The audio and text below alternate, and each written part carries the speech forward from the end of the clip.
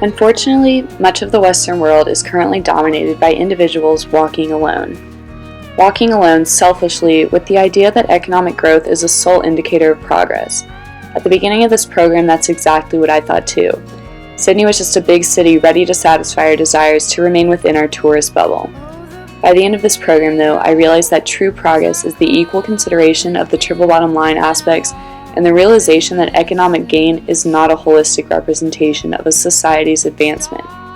Throughout this trip, we were exposed to so much beauty, from Australia's Great Barrier Reef and its endless marine diversity to the dramatic mountainous landscape of New Zealand.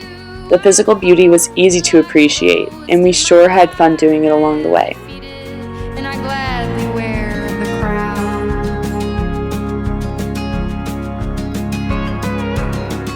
But my biggest discoveries came in realizing the intrinsic value held within things like the Maori culture or Noosa National Park or the family-run farms in Mackenzie Country.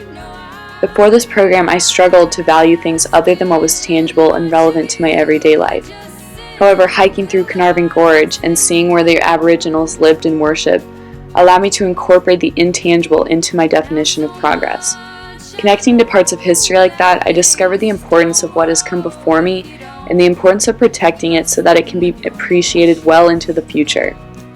Things like marine habitats and glacial parks that must be maintained in the face of the Western ideals that bigger is always better, because progress is when we as a world act selflessly, walk as one peoples, and place value in the intangible by acting in ways that preserve our resources rather than exploit them for short-term economic gain. With sustainable practices, economies, cultures, and the environment can remain in balance, and intergenerational equity can be ensured.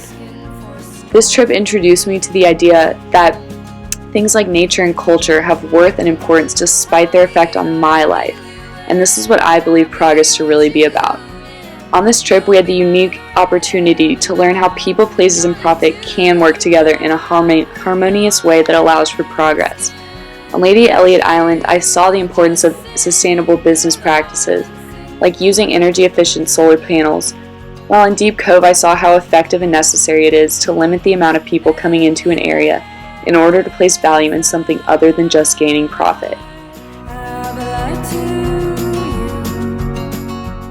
Therefore, true progress to me is when individuals learn to walk together rather than alone to achieve the kind of future society that values the forward progress of economies, cultures, relationships, and environmental health rather than just upward development.